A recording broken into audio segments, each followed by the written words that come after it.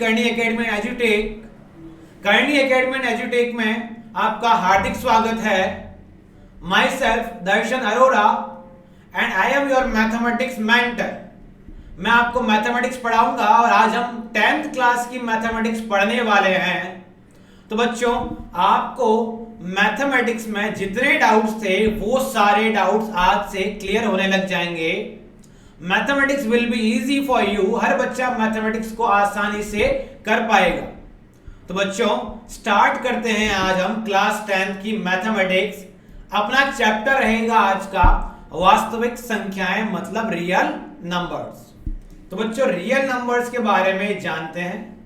क्या होते हैं रियल नंबर्स, क्या नहीं होते हैं, किस तरह बातें आए रखी है, किस तरह से हम नंबर सिस्टम को डिफाइन करते हैं, किस तरह से हम पूरा जो नंबर दे रखे हैं, सारे नंबर 0 से 9 के बीच में जो भी नंबर है उनको किस तरह से लिखा जाता है, वो क्या है। चलिए बच्चों, शुरू करते हैं वास्तविक संख्याएं। वास्तविक संख्या समझाने से पहले मैं एक चार्ट बनाऊंगा। सबसे पहले मेरे पास में आएंगी सम्मिश्र संख्या। सम्मिश्र संख्याएं बच्चों, ये आपके कोर्स में आपने नहीं देखी होगी, पहली बार पढ़ रहे हैं। सम्मिश्र संख्याओं को इंग्लिश में कहा जाता है कॉम्प्लेक्स नंबर। अब बच्चों, मैं इंग्लिश में क्यों लिख रहा हूं? क्योंकि बच्चों, हम हिंदी मीडियम वालों को, हिंदी माध्यम वालों को इंग्लिश से पता नहीं किसी चीज का डर रहता है, हम लोग इंग्लिश की तरफ नहीं जाते हैं।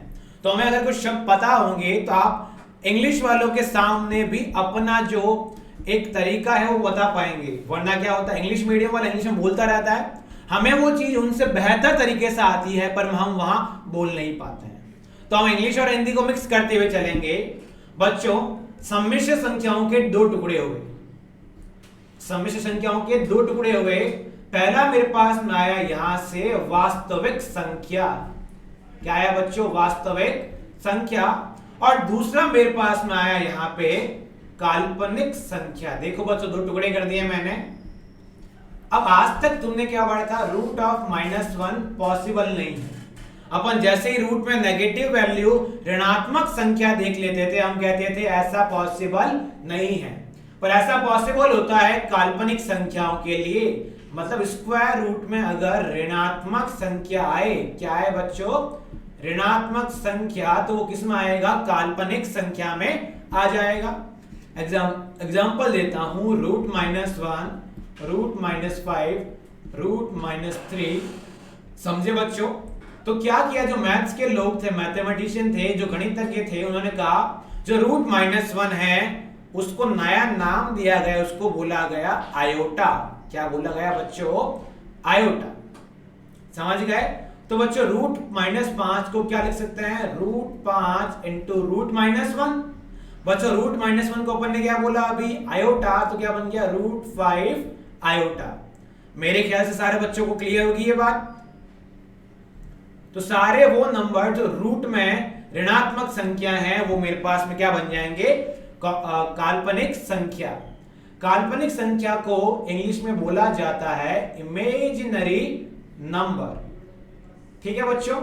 और इमेजिनरी नंबर को दिखाया जाता है IM लिखकर। समझ गए बच्चों? अब बात आती है वास्तविक संख्या। बच्चों सुना मेरी बात, दुनिया की सारी संख्याएं आती है सम्मिश्र में। कैसे? देखो, काल्पनिक भी आ गई, वास्तविक भी आ गई। तो सम्मिश्र लिखने का तरीका होता है A plus iota B। Iota किसको दिखाता है? आपके काल्पनिक संख्या को। तो ये वाला जो पार्ट होगा वो मेरे पास में क्या होगा? इसका काल्पनिक। और ये जो पहला वाला पार्ट होगा वो मेरे पास में क्या हो जाएगा? वास्तविक। अब बच्चों, वास्तविक को इंग्लिश में कहा जाता है रियल नंबर्स। मतलब ऐसे सारे नंबर्स जिनमें स्क्वायर रूट में ऋणात्मक संख्या नहीं आती है वो किसके अंतर्गत आते हैं? रियल नंबर्स की। अब बच्चों, रियल नंबर्स 1 2 3 -1 -2 -3/5 सारे नंबर आते हैं। तो वास्तविक संख्या के दो टुकड़े कर दिए और टुकड़े करते जा रहे हैं और ब्रांच और शाखाएं आती जा रही है। वास्तविक संख्याओं को तोड़ा गया हमने परिमेय संख्या, जिनको आप लोग इंग्लिश में रैशनल नंबर कहते हैं, और अपरिमेय संख्याओं में। अब बच्चों अपरिमेय संख्या को आप लोग बोलते हैं इरैशनल नंबर। बच्चों जब आप नंबर सिस्टम को जानते हैं, संख्या पद्धति को जान रहे हैं, तो क्यों ना अपरिमेय संख्याओं को भी जान लिया जाए। तो आपने बचपन में पढ़ा होगा ऐसी संख्याएं जो कि अपूर्ण वर्ग देती है। अपूर्ण का वर्ग का मतलब क्या हुआ? एग्जाम्पल क्या हुआ? √3 हुआ, कोई उसका पूर्ण वर्ग नहीं है। √5 हुआ, 5 का कोई पूर्ण वर्ग नहीं है। √2 हुआ, 2 का कोई पूर्ण वर्ग नहीं है। 6 का कोई पूर्ण वर्ग नहीं है। बट क्या मैं √9 जो है वो किसका पूर्ण वर्ग है? 3 का, तो वो अपरिमेय में नहीं आएगा। तो बच्चों अपरिमेय में क्या है? एक तो जो अपूर्ण वर्ग है, दूसरा एक नंबर जो कि अशांत भी है और अनावर्ती भी है। अगर इंग्लिश में लिखूं तो मेरे पास बनेगा नॉन टर्मिनेटिंग। बच्चों अशांत का मतलब होता है जो संख्या कहीं भी खत्म नहीं होती है, जिसका कोई किनारा नहीं मिले। जैसे बच्चों एक नंबर लिखता हूं यहां पे 1.1313। बच्चों ये संख्या यहां के खत्म हो गई तो उसका किनारा मिल गया। किनारा मिल गया, इसको बोलेंगे शांत। मैंने नंबर लिखा 1.131313 डैश डैश डैश, 3 डैश बना दिए, 3 डॉट बना लिए, तो इसका मतलब है इसका कोई किनारा नहीं, इसको बोलेंगे अशांत, नॉन टर्मिनेटिंग। अब बच्चों अशांत में भी दो तरह की बातें हैं। बच्चे आप लोग देख पा रहे हैं इस एग्जांपल के अंदर कि ये 131313 क्या हो रहा है? रिपीट हो रहा है, बार बार वापस आ रहा है। तो जो चीज वापस बार बार आती है उसको बोलते हैं आवर्ती, और जो चीज इस एग्जांपल में देखेंगे 1.13 133 133 डैश डैश डैश, इसमें देखो बच्चों पहले 13 आया, फिर 1333 आया, फिर 1333 आया। तो इसमें कोई भी पैटर्न फॉलो नहीं हो रहा। लाइक पैटर्न कैसा? बच्चों 13 यहां है, तो अगर यहां भी सिर्फ और सिर्फ मेरे पास क्या होता 13 होता तो मेरा काम बन जाता बढ़िया। 13 की जगह पे कौन है? 133, तो पैटर्न फॉलो नहीं हुआ। फिर मैंने कहा यहां 133 तो यहां भी 133 होना चाहिए, तो यहां भी पैटर्न फॉलो नहीं हुआ। अगर पैटर्न दिखे, अगर चीजें सेम दिखे तो आवर्ती, अन्यथा अनावर्ती। बच्चों इसमें एग्जांपल क्या हुआ? अशांत अनावर्ती, मतलब नॉन टर्मिनेटिंग, इसको बोलते हैं नॉन रिकरिंग। क्या बोलते हैं बच्चों? Non recurring. एग्जांपल देता हूं बच्चों इसका एग्जांपल मैंने अभी समझा। नॉन टर्मिनेटिंग का मतलब हुआ खत्म नहीं होना चाहिए, मतलब पीछे की तरफ 3 डॉट आने चाहिए, 3 इस तरह से डॉट आने चाहिए, ठीक है बच्चों। और नॉन रिकरिंग मतलब मान लिया कोई नंबर है 1.12 122 122, बच्चों 12 आया, फिर उसके बाद में अगर यही चीज वापस आती तो यहाँ पे सिर्फ और सिर्फ 12 आना चाहिए था, जबकि यहाँ पे क्या आ रहा 122, रिपीटेशन नहीं हुआ। फिर मुझे लगा 122 का रिपीटेशन होगा, 122 वापस आएगी, तो इसका भी इस तरह से नहीं होके 122 आया, एक के बाद में 3 2 आए। तो इन तरह की संख्याओं को बोलते हैं अशांत अनावर्ती। और अशांत अनावर्ती किसमें आती है बच्चों? अपरिमेय संख्या के अंदर। एक एग्जांपल और देता हूं बच्चों आपको। अशांत अनावर्ती का मतलब टर्मिनेट, नॉन टर्मिनेटिंग चाहिए, मतलब हमेशा 3 डॉट तो पीछे आने चाहिए, मतलब संख्या बहुत दूर पे खत्म होगी, अनंत तक खत्म होगी, इस तरह से चलता रहेगा। माना नंबर है 1.16 166 166 146, इस तरह से चलता रहा, कोई तरह का पैटर्न फॉलो नहीं हुआ, तो ये मेरे पास में क्या आया? एक तरह से अशांत अनावर्ती। तो मैंने समझाया आपको कौन कौन से नंबर अपरिमेय हैं, एक तो अपूर्ण वर्ग वाले और दूसरे अशांत अनावर्ती। कुछ और भी एग्जांपल है, जैसे आपने सुना होगा पाई जो नंबर है, पाई सुना है ना सब लोगों ने? पाई जो होता है वो अपरिमेय है। थोड़े से बड़ी क्लास में जाओगे तो एक नंबर आएगा ई, अभी नहीं है पर फिर भी कोई पूछ ले ई क्या होता है, इसको बोलते हैं नेपियर नियतांक। क्या बोला जाता है बच्चों? नेपियर नियतांक। इसकी वैल्यू भी 2.71 इस तरह से आगे होती है। पूरी वैल्यू अपने को जानने में कोई इंटरेस्ट नहीं है। एक उसी तरह आपने एक मूवी देखी है सुपर 30, है ना बच्चों? सुपर 30 में वो एक बोलता है, एक शब्द बोलता है फी, के ब्यूटी का रेशियो होता है फी, है ना बच्चों? इस तरह से सुना होगा। वो जो फी था ना, वो फी भी एक तरह का क्या था, अपरिमेय संख्या। और उस फी की वैल्यू में ऊपर लिख रहा हूं बच्चों, देखना, वो फी होता है 1 प्लस रूट 5 अपॉन, कितना होगा बच्चों, कितना होगा बच्चों, सोचो, अपॉन 2 या अपॉन 4, तो यहां आएगा अपॉन 2। तभी तो रूट 5 की वैल्यू कितनी होती है, रूट 5 की वैल्यू कितनी होती है बच्चों, लगभग 2.2 समथिंग, अपॉन कितना आ गया 2, और ये मेरे पास में कितना बन गया, ये अपने पास में कितना आ गया बच्चों, 3.2 के आसपास, 3.2 अपॉन 2 कितना हुआ, लगभग 1.6 अराउंड उसके आसपास होती है। ये मैं 1 प्लस रूट 5 अपॉन 2 आपको एग्जैक्टली नहीं बता रहा है ना, इस तरह से अपने पास वैल्यू होती है 1.61 ऐसा कुछ आगे वैल्यू होती है, इस तरह से वैल्यू चलती जाती है। मैंने समझा दिया आपको ये भी, ये सब मेरे पास में आ गई अपरिमेय संख्या के अंदर। अब अपरिमेय संख्या को आगे नहीं तोड़ा गया, समझे बच्चों, अपरिमेय संख्या को आगे नहीं तोड़ा गया, ये यही खत्म हो गई। अब बात आई परिमेय में, जो परिमेय में नहीं, जो अपरिमेय में नहीं था वो परिमेय में होगा। तो यहाँ पे अपूर्ण वर्ग था, तो यहाँ पे क्या आएगा बच्चों, पूर्ण वर्ग संख्याएं। बच्चों पूर्ण वर्ग क्या होंगे, रूट 4, रूट 9, रूट 1, रूट 16, ये आया। उसी के साथ में मेरे पास में दूसरा यहाँ पे क्या आया था, अशांत अनावर्ती। तो सबसे पहला लेंगे शांत, शांत वाला लेंगे। जब शांत का जब शांत लूंगा, शांत का मतलब क्या हुआ, टर्मिनेट मतलब खत्म होने वाला, 2 नंबर खत्म हो गया, 1.6 खत्म हो गया, 9.333 खत्म हो गया, ये सारे नंबर मेरे पास शांत हुए। और शांत के अंदर भी स्पेशली शांत आवर्ती, मतलब शांत आवर्ती या फिर सॉरी अशांत आवर्ती। अशांत का मतलब क्या हुआ, खत्म नहीं होना चाहिए।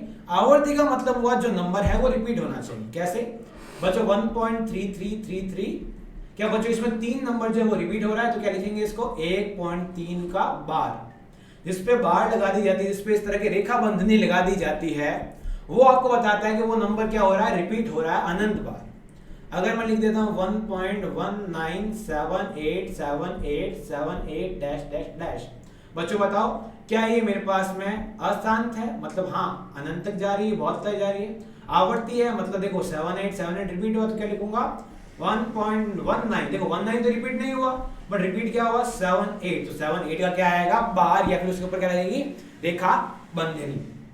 बचपन से पढ़ते आ रहे हैं, जो रैशनल नंबर, जो परिमेय संख्या है, वो मेरे पास होती है P बट्टे Q के रूप में, जहां इंपॉर्टेंट बात क्या है, Q 0 नहीं चाहिए, और दूसरी इंपॉर्टेंट बात है कि P भी चाहिए पूर्णांक और Q भी चाहिए मुझे पूर्णांक। समझे मेरी बात? अगर 1.5 आया और 2.5 आया तो क्या करेंगे, पूर्णांक बनाने के लिए दोनों से ये पॉइंट हटेगा, क्या बनेगा 15/25, क्या बन जाएगा कट के 3/5। सारे बच्चे मेरी बात समझ गए होंगे। सबसे पहले सम्मिश्र संख्या, फिर वास्तविक और काल्पनिक संख्याएं, फिर रैशनल मतलब परिमेय संख्या। बच्चों वास्तविक संख्या को R से दर्शाते हैं, सम्मिश्र संख्याओं को C से दर्शाते हैं, काल्पनिक संख्याओं को IM से दर्शाते हैं, परिमेय संख्याओं को Q से दर्शाते हैं, और अपरिमेय संख्याओं को किताबों में नहीं होता पर इसको T से दर्शाते हैं। समझे आप? अब बात करेंगे परिमेय संख्या के अंदर। बच्चों परिमेय संख्या क्या है मेरे पास, अभी देखा मैंने P बट्टे Q के रूप में, Q is not equal to 0 तक, पहली शर्त। दूसरा इसके अंदर मेरे पास और क्या बन रहा था, ये मेरे पास बन रहा था पूर्ण वर्ग का स्क्वायर रूट। फिर मेरे पास में क्या बन रहा था, शांत जो भी थे वो। फिर मेरे पास क्या बन रहा था, अशांत आवर्ती। ठीक है बच्चों, ये सारा टॉपिक रियल नंबर्स, वास्तविक संख्या, बोर्ड के हर एक पेपर में इसका क्वेश्चन आना तय है, और लगभग 3 नंबर का क्वेश्चन आता है प्रूव करने वाला। 3 से 4 नंबर आपको ये चैप्टर देके जाएगा इजीली, बस आपको ध्यान लगाए रखना है, ज्यादा से ज्यादा आपको इस लेक्चर को शेयर करना है। ठीक है बच्चों, इस तरह से परिमेय संख्या आया। अब परिमेय संख्या के अंदर क्या, परिमेय संख्या के अंदर मैं बात करूंगा यहां पे पूर्णांकों की। किसकी बात करूंगा बच्चों? पूर्णांक। पूर्णांक को इंग्लिश में कहा जाता है इंटीजर्स। ठीक है बच्चों, और इस पूर्णांक को लिखा जाता है, दर्शाया जाता है जेड से। बच्चों इस पूर्णांक के अंदर मैं 3 तरह की बातें कर रहा हूं, फिर अपन उसके भाग देखेंगे। बच्चों पहला पूर्णांक होता है धनात्मक पूर्णांक। धनात्मक को लिखा जाता है z+ से। ठीक है बच्चों, ये मेरे पास में आया धनात्मक पूर्णांक। फिर मैं देखूंगा यहाँ पे ऋणात्मक पूर्णांक, इसको लिखा जाता है z- से। तीसरा लिखते हैं अपन उदासीन पूर्णांक। क्लियर है बच्चों? धनात्मक पूर्णांक z+ जो होते हैं वो सारे धनात्मक वाले, देखो बच्चों ये नंबर लाइन हुआ 0 1 2 3 4, इस तरह से होती है आपकी नंबर लाइन। तो ये जो नंबर है 1 2 3 जो कि पूरे हैं नंबर, उनको बोलते धनात्मक। क्या बन गया? 1 2 3 4 डैश डैश डैश। समझ गए? ऋणात्मक वाले क्या होंगे? इसके बाईं लेफ्ट तरफ वाले, मतलब दाहिनी तरफ, सॉरी बाईं तरफ वाले। बच्चों क्या बन गए मेरे पास? इधर से डैश डैश डैश आया, -3 -2 -1। समझे? उदासीन क्या बन जाएगा? 0। बेचारा 0 जो है ना वो प्लस की तरफ ना माइनस की तरफ। तो एग्जाम में क्वेश्चन आया कि कोई भी आपको समीकरण दिया गया और पूछा गया उसके बारे में कि उसके इंग्लिश में बोलूंगा तो बोलेंगे नॉन नेगेटिव सॉल्यूशन बताइए। मतलब हिंदी में अगर बोला जाएगा तो क्या बोलेंगे? अऋणात्मक। क्या बोला मैंने? अऋणात्मक। और ऋणात्मक का मतलब क्या हुआ? जो ऋणात्मक नहीं हो। तो बच्चों 0 क्या है? ऋणात्मक नहीं है। और ये सारे जो पॉजिटिव वाले वो भी ऋणात्मक नहीं है। तो अऋणात्मक को लिखा जाता है 0, 1, 2, 3, 4, इस तरह से लिखा जाता है बच्चों। ठीक है बच्चों, और अगर इसी जगह पर मैं आपको बोलता कि अधनात्मक, मतलब धनात्मक नहीं चाहिए, पर 0 बेचारा ना धनात्मक में ना ऋणात्मक में, तो 0 भी आएगा, -1 भी, -2 भी, इस तरह से बातें आती जाएंगी। ठीक है बच्चों? ओके बच्चों, क्लियर है? अधनात्मक और ऋणात्मक क्लियर है आपको? अधनात्मक को बोलते हैं नॉन पॉजिटिव, है ना बच्चों? ऐसा कोई बात वैसे फिलहाल होती नहीं है अपने लिए, बट आपने को बता दिया। अब पूर्णांकों को तोड़े गए हैं आगे। पूर्णांक को किसमें तोड़ा गया है? पहला बोलूंगा मैं पूर्ण संख्या में। बच्चों पूर्ण संख्या का मतलब क्या होता है? मेरे पास ऐसी संख्या है, इसको इंग्लिश में बोला जाता है होल नंबर। तो ऐसी संख्याएं पूर्ण संख्याएं होती है जो कि 0 से शुरू होती है, ये आप लोग सब जानते हैं। और पूर्ण संख्याओं को भी तोड़ा जाए तो एक नंबर आता है प्राकृत संख्या, इंग्लिश में कहा जाता है नेचुरल नंबर। क्या होता है प्राकृत संख्या? मेरे पास में 0 को हटा दिया जाए, क्या बन जाएगा प्राकृत संख्या? 0 1 2, इस तरह से मेरे पास में क्या आएगी? प्राकृत संख्या। ठीक है बच्चों, सारा मेरे ख्याल से आप समझ गए हैं। अब खेल शुरू होता है आपका, इस चैप्टर का खेल। चैप्टर का खेल क्या है? छोटी छोटी सी बात। सबसे पहले अभाज्य संख्या है, इंग्लिश में कहा जाता है प्राइम नंबर। ऐसी संख्या है जिनका गुणज खुद वो हो या फिर 1 हो। जैसे 2 को सिर्फ 2 गुणे 1 लिखा जा सकता है, तो 2 और 1 के रूप में लिखा। बट जो 4 है उसको 2 गुणे 2 में लिख सकता हूं, मतलब उसके 1 से अधिक गुणज हुए। 4 को मैं 1 गुणे 4 लिख सकता हूं, 4 गुणे 1 लिख सकता हूं। इनके अलावा अगर एक और गुणज आ गया, इसका मतलब बहुत दिक्कत दिया। तो आप ऐसे संख्या देखिए, जैसे मैंने मान लिया 9 नंबर है या 8 नंबर है। 8 को क्या लिख सकते हो? 2 गुणे 2 गुणे 2। ठीक है, और क्या लिख सकते हैं अपन? 4 गुणे 2, फिर 2 गुणे 4, फिर क्या लिख सकते हैं? 8 गुणे 1, फिर क्या लिखेंगे? 1 गुणे 8। देखो बच्चों ये तो सेम है। अब 2 गुणे 4 का मतलब क्या होगा? मैं 8 को, अभाज्य संख्या का मतलब क्या हुआ? ऐसा नंबर जिसको जिसमें या तो सिर्फ 1 आए या फिर वो नंबर आए। तो बच्चों 8 में 2 और 4 ना तो वो नंबर है ना कोई बात, तो मेरे पास में ये अभाज्य संख्या नहीं हो पाएगी। समझिए मेरी बात आप? क्वेश्चन सिंपल सा है। अभाज्य संख्या देखने के लिए एक छोटा सा फॉर्मूला, बच्चों 6n + -1 जो होते हैं वो आपके पास में होती है अभाज्य संख्याएं। मतलब जनरली सामान्यतया, हर बार की बात नहीं कर रहा हूं मैं, बट सामान्यतया जो भी संख्या है 6n प्लस माइनस 1 के रूप की होती है वो मेरे पास हो जाती है अभाज्य संख्या। कुछ मैं आपको एग्जांपल देता हूं कब लेंगे। माना एक नंबर है 19, आप जानते हैं कैसा है अभाज्य संख्या। क्या करूंगा, इस 19 को 6n प्लस माइनस 1 के रख दूंगा बराबर। एक बार लूंगा मैं 6n प्लस 1, एक बार लूंगा मैं 6n माइनस 1। कंडीशन है दोनों को सॉल्व करने पे अगर किसी भी एक में n जो है वो आपके पास में क्या आ जाए, n आपके पास में एक पूर्णांक आ जाए किसी भी एक में। अगर किसी भी एक में आ गया पूर्णांक, इसका मतलब वो मेरे पास में अभाज्य होगा। बेटा समझो, 19 को लिख दिया मैंने 6n प्लस 1, ये एक उधर जाके कितना बन जाएगा 18 बराबर 6n, n बराबर 3। क्या 3 है, पूर्णांक है, मतलब अभाज्य है।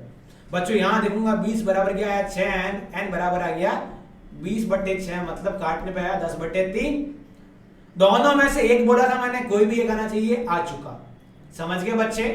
एक एग्जांपल और, क्या आपने 61 देखा है? हाँ बच्चों, 61 को क्या लिख सकता हूं, 6n प्लस माइनस 1, प्लस वाला लिख दिया एक तरफ, माइनस वाला लिख दिया एक तरफ। प्लस वाले से बन गया 60 बराबर 6n, n बराबर 10 आया मेरे पास पूर्णांक। और यहां से मेरे पास आया 62/6 बराबर n, n की वैल्यू 31/3। दोनों में से एक चाहिए मेरे पास, बन गया। एक और सिंपल सा एग्जांपल, 17 आप देख ही रहे हैं, या 13 ले लो, एक काम करो 13 लिया, 6n प्लस 1 और 13 बराबर 6n माइनस 1। प्लस लेने में मेरे पास बन गया 12 बराबर 6n, n बराबर 2। और यहां मेरे पास कितना बन गया, n बराबर 14/6, मतलब 7/3। सारे बच्चों को क्लियर है? दोनों में से अगर एक भी मेरे पास में क्या मिल जाए पूर्णांक, मतलब वो क्या हो जाएगा, अभाज्य संख्या। बच्चों यहां एक और नंबर लेते हैं। नंबर लिया मैंने नंबर लिया, मान लिया 17। 17 क्या लिखूंगा, 6n प्लस 1 लिखा, 17 को मैंने लिख दिया 6n माइनस 1। बच्चों यहां से कितना है मेरे पास, उधर ले जाने पे 16 बराबर 6n, n बराबर 16/6, मतलब 8/3। यहां से मेरे पास कितना आया बच्चों, इसको उधर ले जाने पे प्लस बन जाएगा, 18 बराबर 6n, n बराबर 3 आया।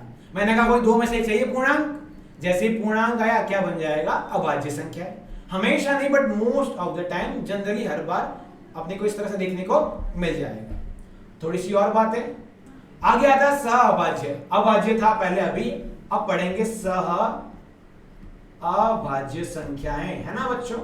इंग्लिश में बोला जाता है, थोड़ी सी इंग्लिश क्या हो इसके साथ में, को-प्राइम नंबर।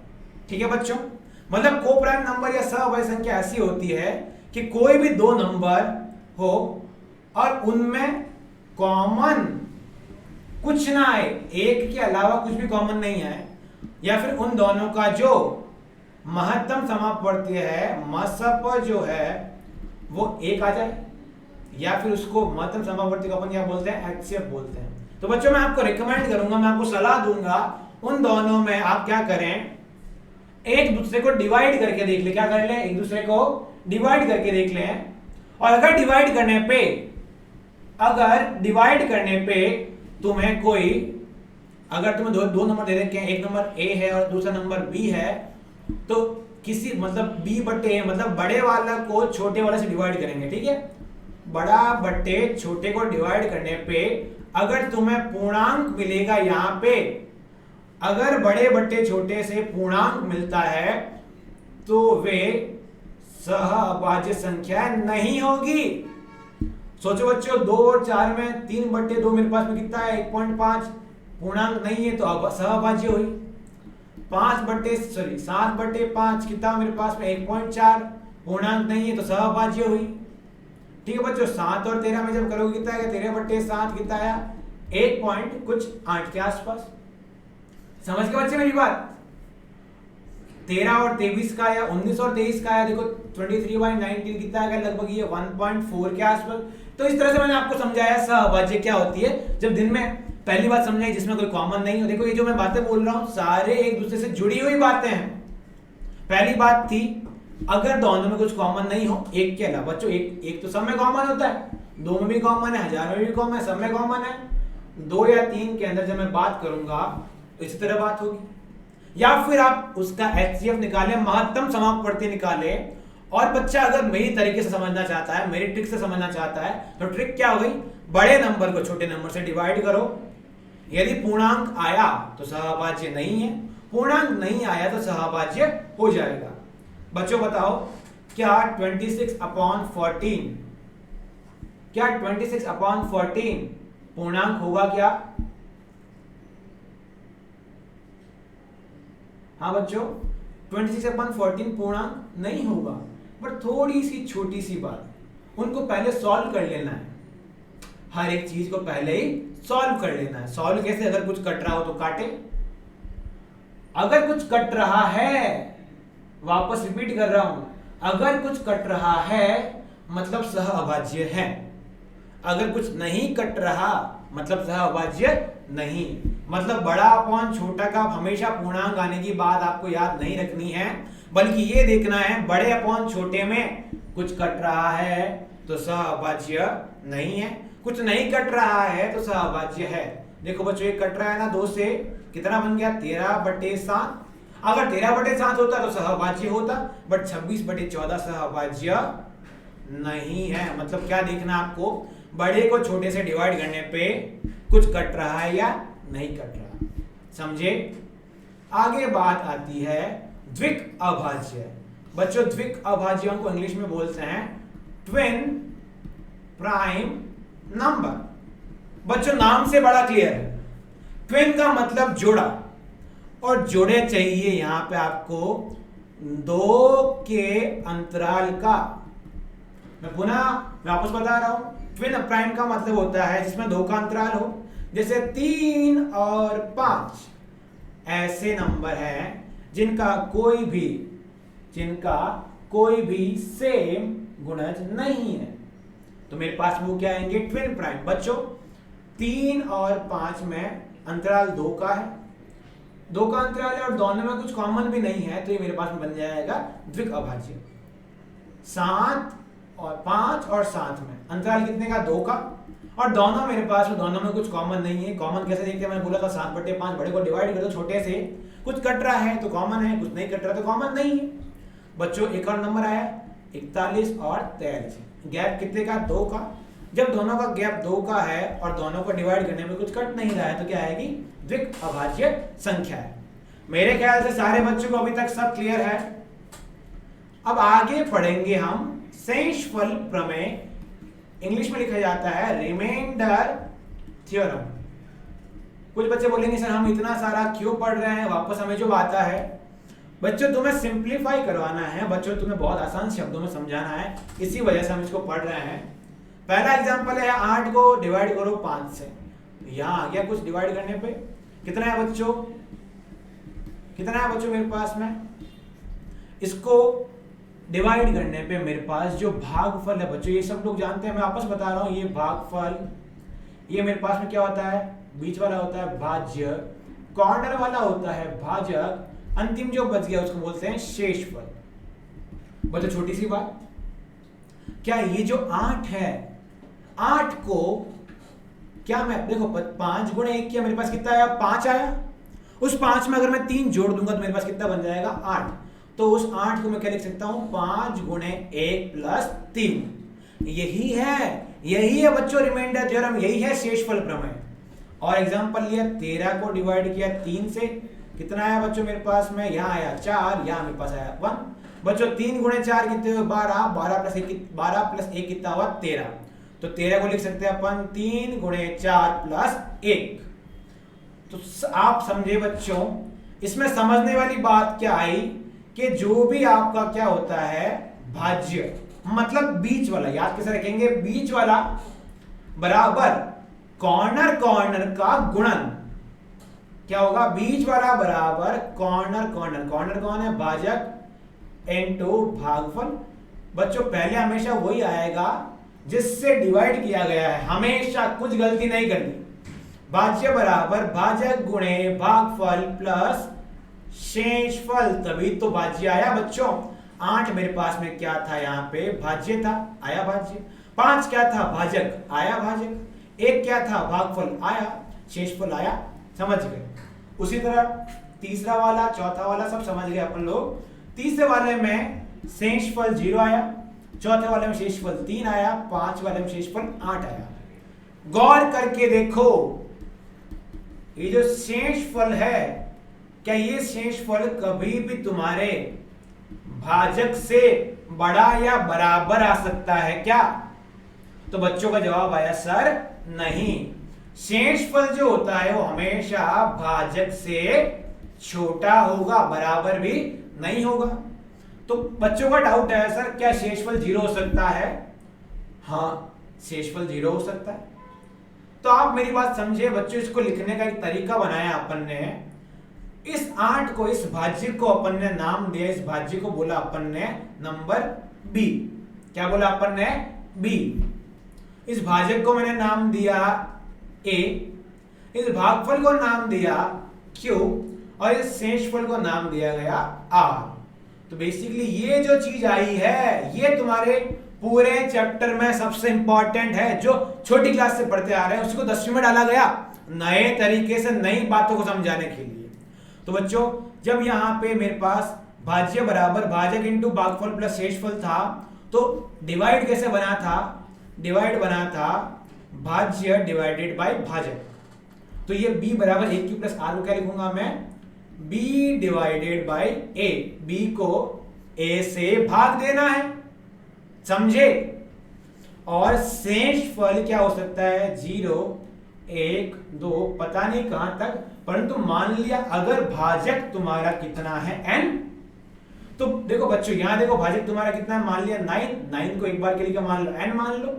तो जो तुम्हारा शेषफल आया है वो भाजक से 1 कम तक आ सकता है, तो शेषफल n-1 तक आ सकता है। बच्चे सब लोग याद रखेंगे इसको। सारे बच्चों को क्लियर है डाउट? आगे आते हैं, वही बात भाज्य बराबर भाजक गुणे भागफल प्लस शेषफल। अभी पढ़ के आए हैं, थोड़ा सा अपन ने इसमें क्या कर दिया, चेंज कर दिया। यहां b था, यहां a था, इसको कन्वर्ट करके लिख देते हैं। अगर इसको कन्वर्ट करके लिखता हूं मैं, क्या लिखता हूं? a divided by b। तो बच्चों a डिवाइडेड बाय b कैसे लिखा जाएगा? जो पहले है उसको पहले लिखेंगे, जो बाद में है उसको इक्वल्स टू के उधर लिखेंगे। समझे आप मेरी बात? बहुत आसान तरीका हो, जो पहले उसको पहले लिखा, जो बाद में उसको इक्वल्स टू के बाद लिखा। फिर मेरे पास में नेक्स्ट स्लाइड में आप देखिए, नेक्स्ट स्लाइड में आपको लिख रहा होगा a बराबर बी क्यू प्लस आर। अभी पीछे देखा, यहां जो r है वो क्या था?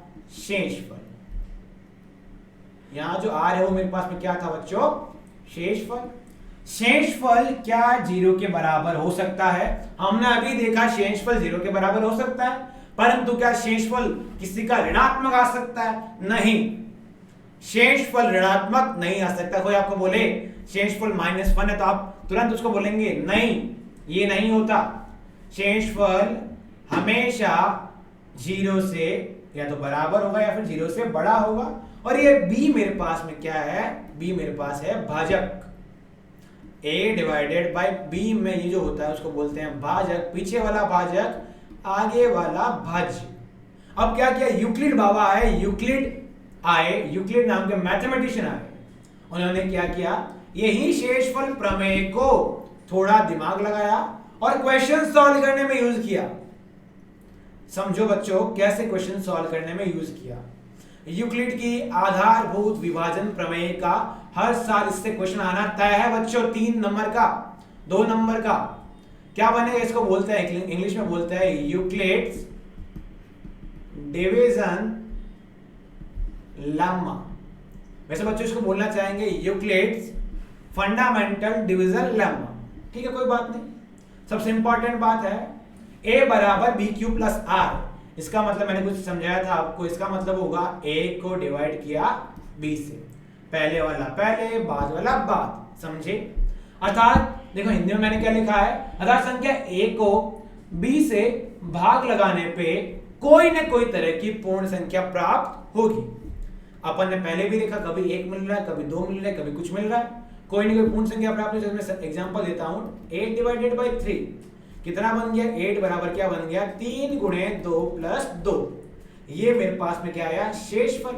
और ये शेषफल की बात कर रहा है यहाँ पे पूर्णांक संख्या की, और ये पूर्णांक संख्या प्राप्त हुई और कुछ अवस्था में एक अन्य संख्या भी प्राप्त होती है, उस अन्य संख्या को शेषफल कहते हैं। ये रहा बच्चा आपका शेषफल।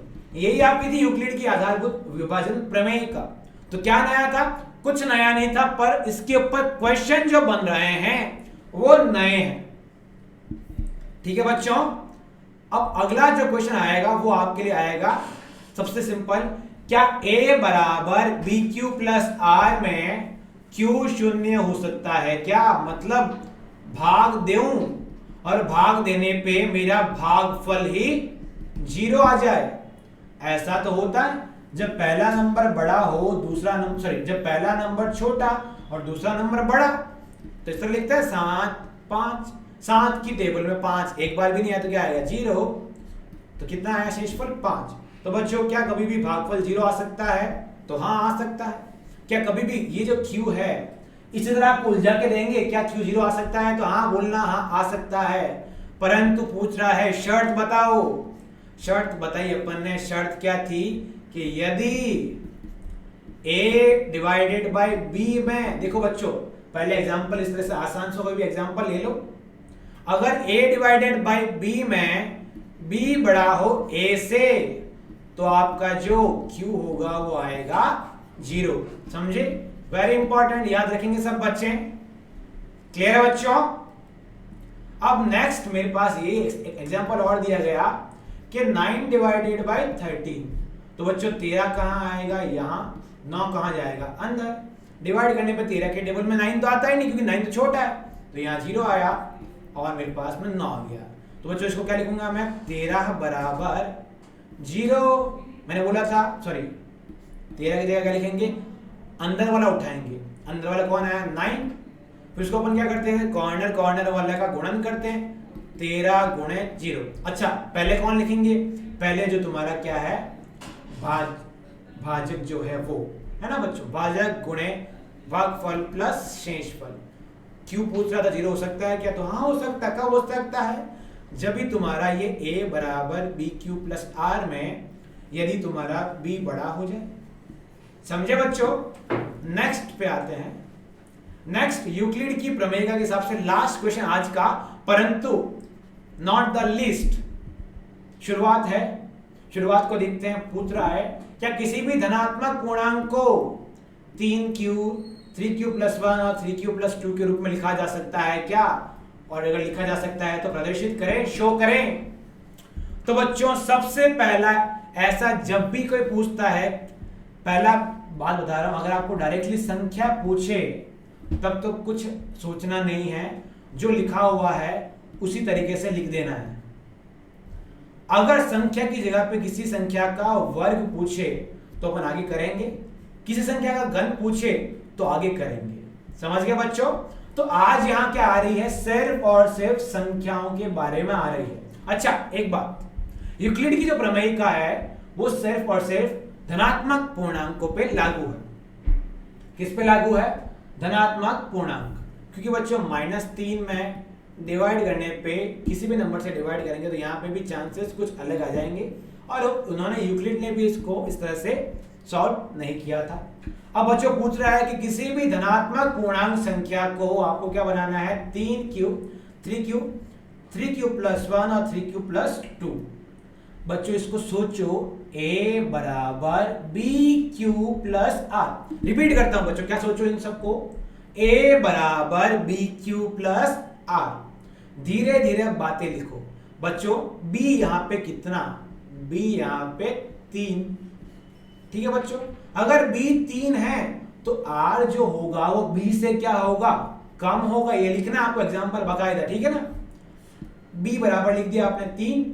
r जो होगा, जो आपका शेषफल होगा, वो आपके b से हमेशा क्या रहेगा? छोटा। अगर b से छोटा रहेगा तो r की मिनिमम वैल्यू कितनी जाएगी बच्चों? r की मिनिमम वैल्यू 0 के लिए अलग सॉल्व करेंगे। r की मिनिमम, r की उसके बाद वैल्यू 1 अलग सॉल्व। r की वैल्यू 2 अलग सॉल्व, क्या r बराबर 3 ले सकता हूं?